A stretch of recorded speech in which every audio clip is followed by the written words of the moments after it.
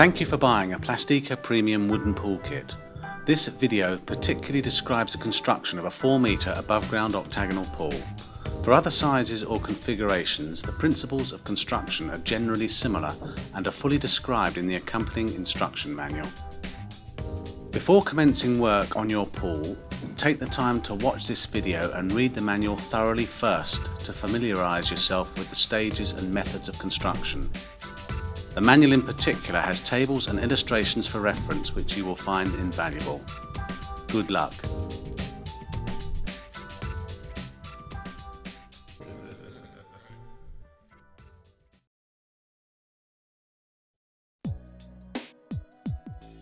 Preparation of the ground. Presumably your pool will be installed for many years, so take the time to install it properly to ensure a long and trouble-free life. It is imperative to install the shell on a smooth, stable, hard surface. You must prepare your ground to clear it of all irregularities. We advise the laying of a 15 cm thick reinforced concrete base on which to install the shell. The base should be perfectly level and with a smooth screeded finish. If this is not possible, then a well-laid paved area is an alternative solution. See Table 7 for the recommended dimensions of the base. For the purposes of this video, we have assumed the prepared base is already constructed, as this job should be well within the capabilities of the average do-it-yourself homeowner, and the process is already covered in many do-it-yourself books. Measuring and marking out the pool floor perimeter. Having already laid the base, it is desirable to mark out the exact dimensions of your pool.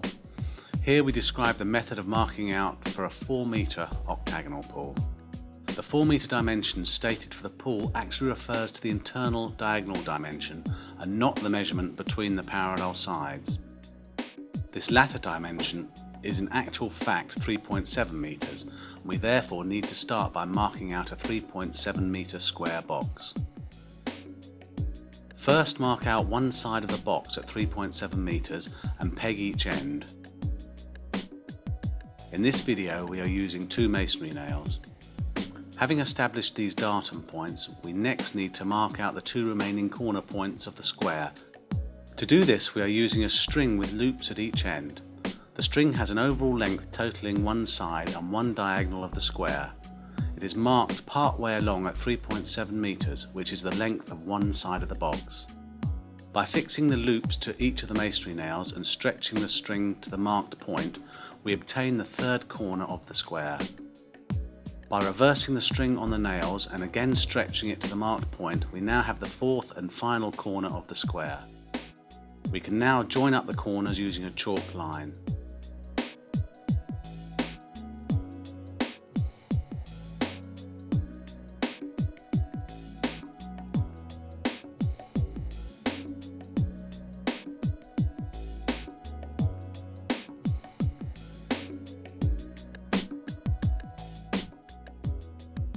Mark in both directions from each corner to obtain the remaining corner points for the final octagon shape. Finally, check that all sides are the correct length, 1.53 metres in the case of a 4-metre pool, and that all diagonals are equal.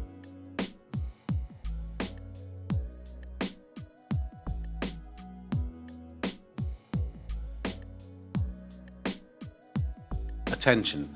For the installation of an above ground extended pool which is 60 centimetres or more longer than normal, you will need to use support braces fixed into the concrete. The nature of the bracing will depend on the model and type of base on which the pool is installed. You are now ready to start assembling your pool.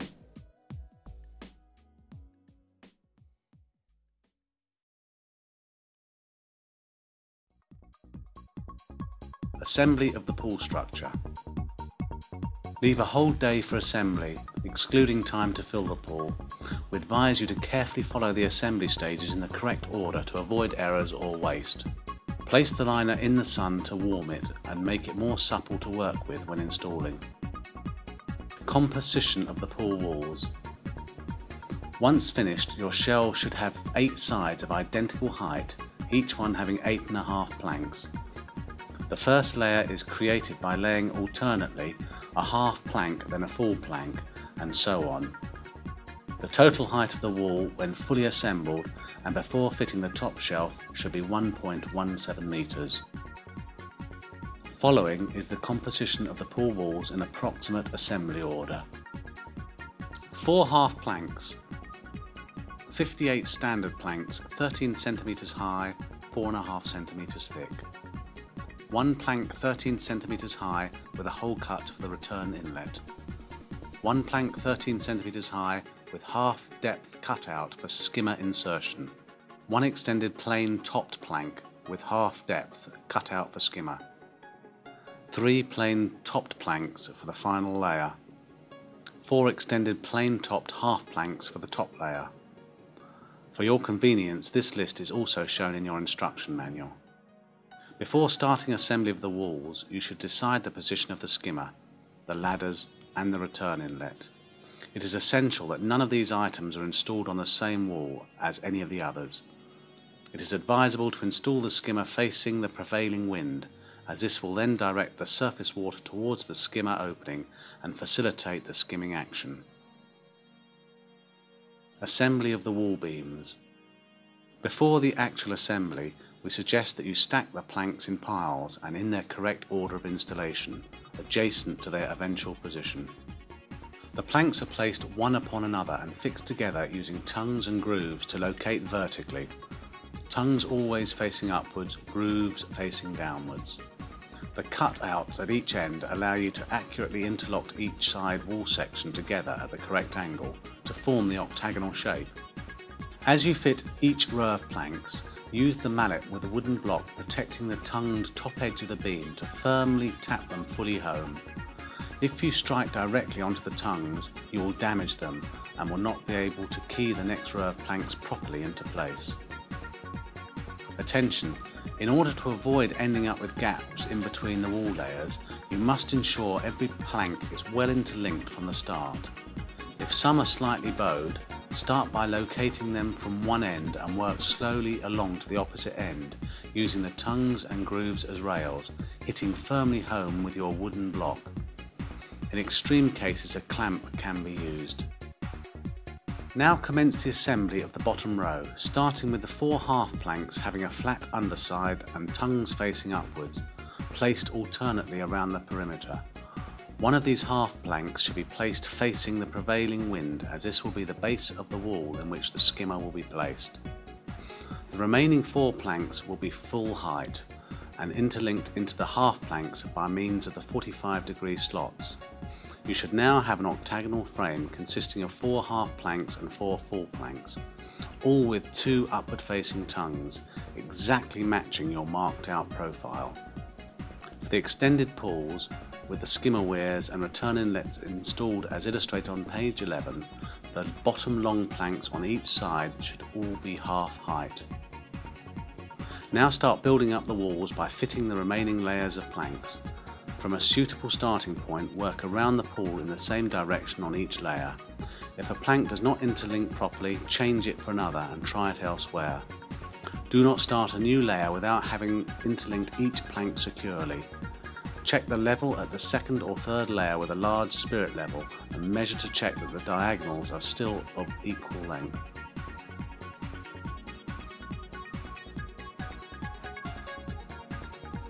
Now we come to the fitting of the plank with a return inlet hole.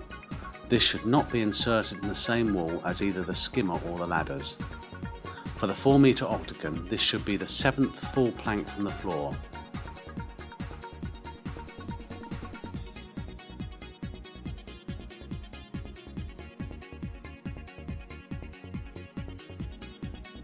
We now move on to fitting the skimmer planks.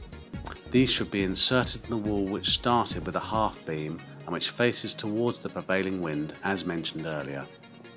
The lower skimmer plank with the recessed cutout at the rear should be fitted as the 8th layer from the floor for the 4 metre octagonal pool. It'll be the 9th layer on all other sizes and shapes. Now we come to fitting the final row. Firstly, fit the upper extended length skimmer plank with the flat top, followed by the 3 full depth extended flat topped and 4 extended flat topped half planks. This completes the construction of the pool walls. Finally, check the top of the wall is perfectly level all round. Important: on elongated pools, the skimmer weir and return inlets must be fitted at each narrow end of the pool facing each other.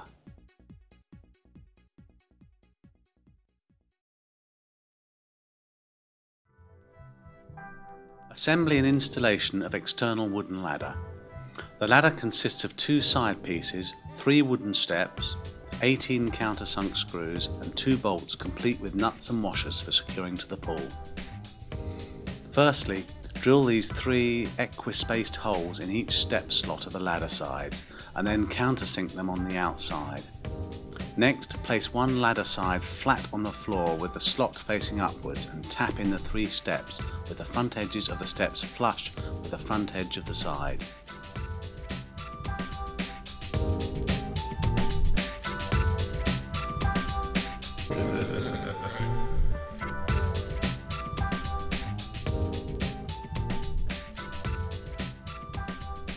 Next, fit the other side piece to steps and tap fully home. Finally, secure sides to steps using the self-tapping wood screws.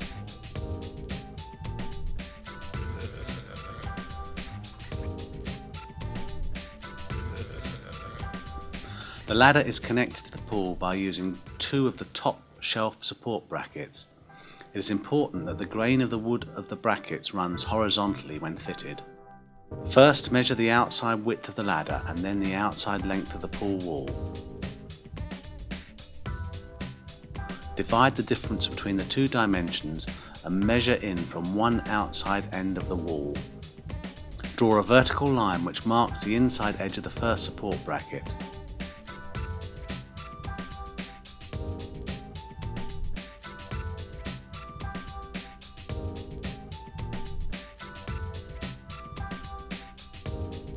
Offer the ladder up to the wall and set it in correct position.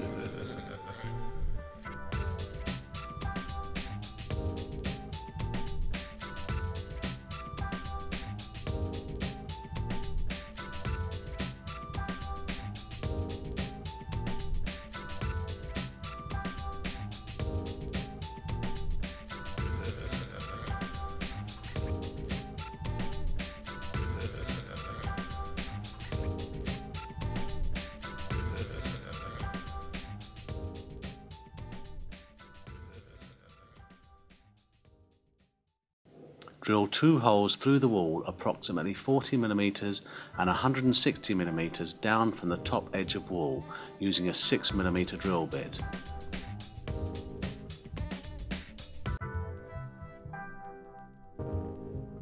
Countersink the holes on the inside of the wall. Offer up the bracket, making sure that the top of the bracket is perfectly level with the top of the pool wall and vertical.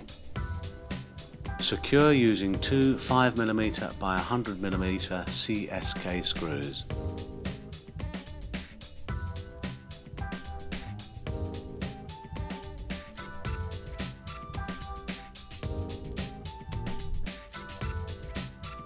Position the second bracket on the opposite of the ladder and fix in the same manner as the first one. Remember to leave a few millimeters of clearance between brackets and ladder sides. Finally, drill 2 11mm bolt holes through the brackets, using the ladder holes as a guide.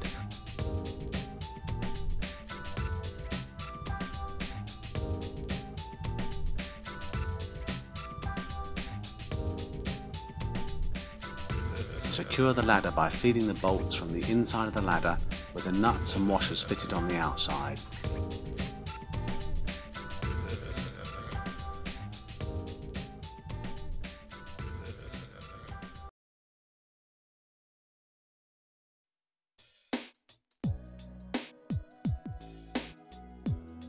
Fitting the remaining support brackets. For reasons which will become obvious later, it is necessary to fit a support bracket on either side of the skimmer opening.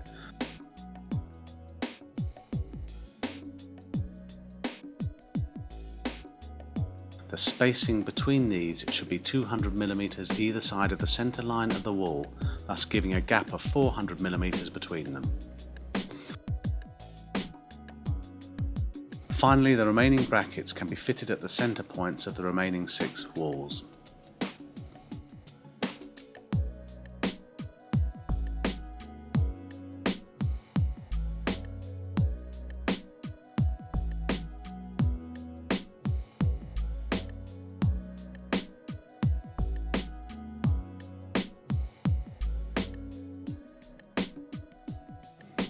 The final stage in assembling the pool structure is to cap the vertical ends of the walls, which is basically for cosmetic purposes. Take the vertical measurements of the ends of the pool walls from the floor to the underside of the extended top beams. You'll have two different dimensions and therefore need to cut 8 of the special end capping sections provided to each length.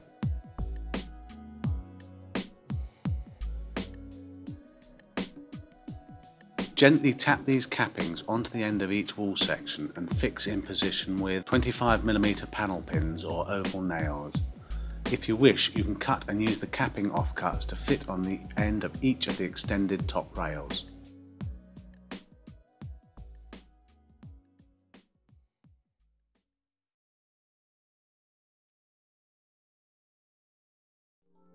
The next major step is installing the liner, which involves the following steps, starting with the fitting of the liner lock.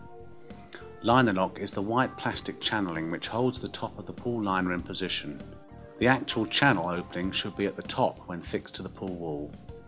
First, measure the horizontal length of a wall side. In the case of a 4-metre octagonal pool, this should be 1.53 metres. You will need to cut 8 pieces of liner lock to this length, remembering that each end should be chamfered to 22.5 degrees to obtain a good neat fit to the next length at each corner. It may be necessary to make some sections from 2 pieces, as the liner lock is supplied in standard lengths, which are not divided exactly into the correct sizes for all pools. Starting 25mm in from each end, drill equispaced fixing holes at between 200mm and 250mm centres, depending on the length of liner lock and number of screws supplied, using a 3mm drill bit.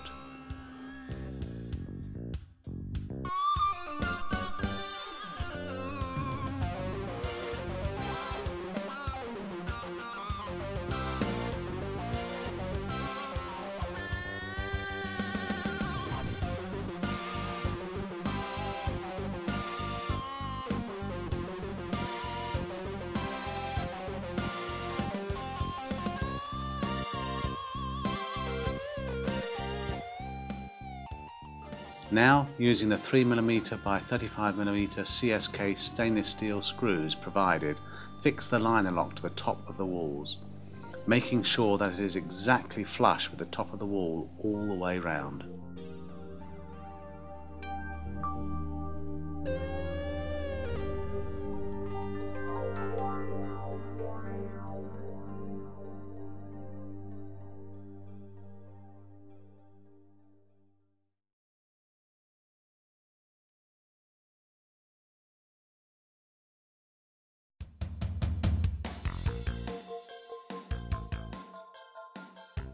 Fitting the return inlet body.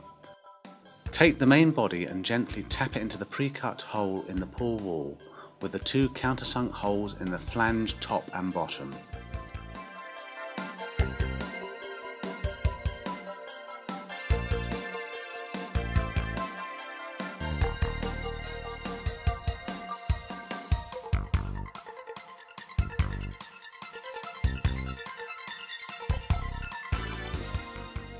Fix to wall using the 2 countersunk screws.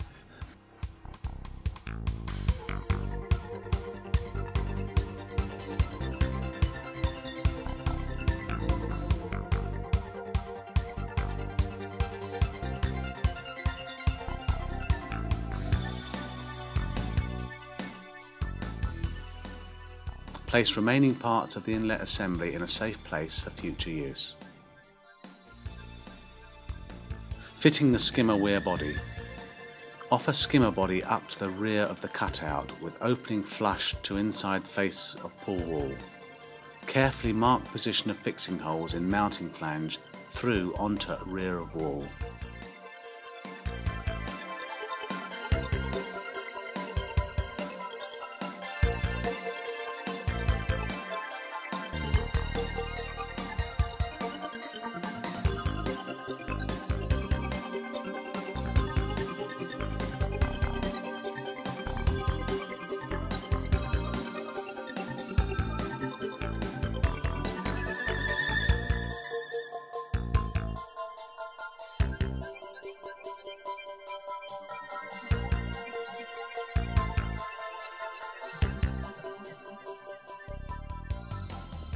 Remove skimmer and drill the 6 holes where marked to a depth of not more than 35 mm using a 3 mm drill bit.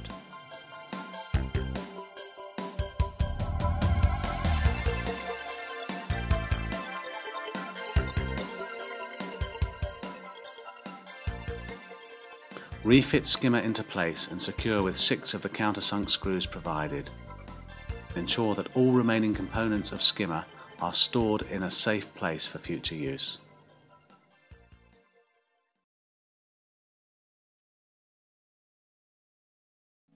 Installation of foam underlay.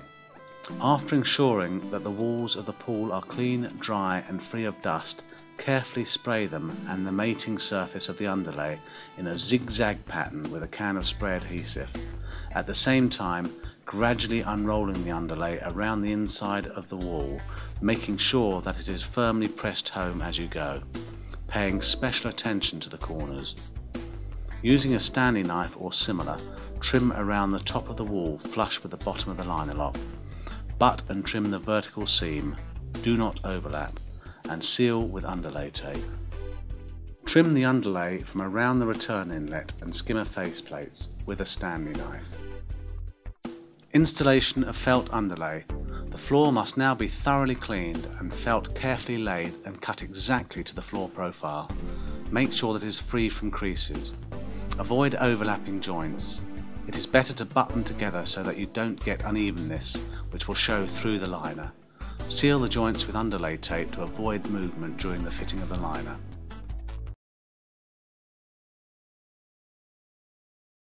Fitting the liner. It is absolutely essential that all foreign bodies are excluded from between the liner and the underlay, which means that the underlay and the liner should be thoroughly cleaned before installation. Also, the person installing the liner from inside the pool should be barefoot or at worst wearing socks. Having cleaned and refolded the liner, place it in the centre of the pool and unfold it outwards.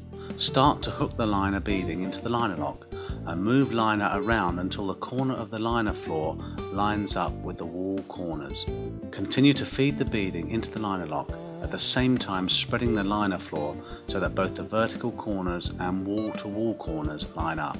Just before fitting the final piece of beading into the liner lock, insert the vacuum sweeper hose gently downwards between the liner and underlay to near the bottom of the wall.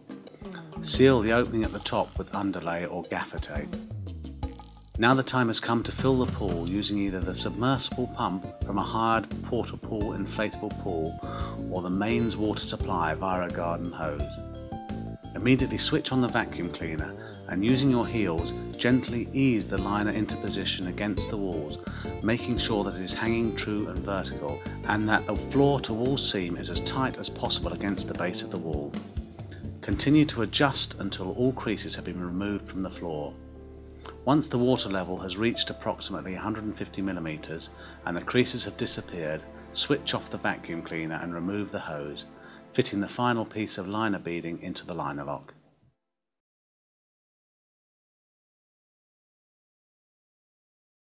Cutting in the pool fittings. Once the water level has risen to approximately 250 mm below the return inlet fitting, turn off the water. Fit a self-adhesive gasket to the inlet faceplate, place it against the inlet flange and using a pointed tool such as a small crosshead screwdriver, carefully locate one of the screw holes in the flange behind the liner and gently punch a hole through the liner. Fit second self-adhesive gasket to faceplate and using one of the screws supplied, line faceplate up with the flange behind the liner. Secure loosely before punching the other 3 holes and fitting the remaining 3 screws. Now tighten all 4 screws evenly. Using the Stanley knife, cut across in the centre of the inlet and trim out the surplus liner material, leaving a neat circular hole. Finally, fit the eyeball inlet housing. Next, we cut in the skimmer weir using basically the same principle as with the inlet. First, we need to fit the gasket to the faceplate, and in this instant make 2 screw holes to position it against the skimmer body faceplate.